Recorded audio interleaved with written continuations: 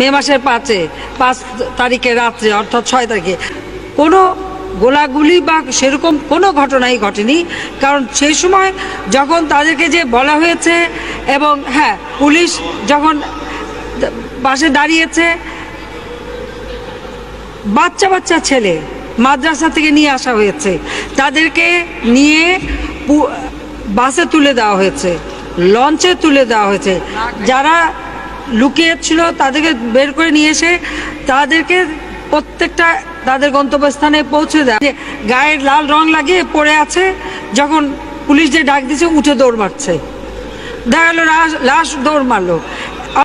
গায়ের লাল রং লাগিয়ে পড়ে আছে, যখন পুলিশ যে ডাক দিয়েছে উঠে দৌড় মারছে।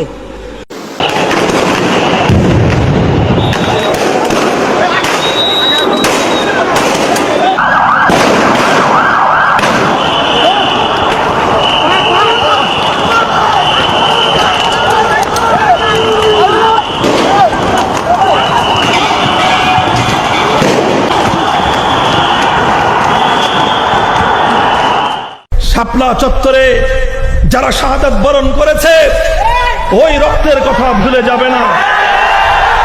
মনে রাখবে, যারা নিজেদের শহীদ সেই শাহাদাতের রক্ত যারা ভুলে যায়, সে জাতির উপর আল্লাহর পক্ষ থেকে লাঞ্ছনা নেমে আসে। এ রক্ত দুনিয়ার কোন ক্ষমতার জন্য দেওয়া হয় নাই।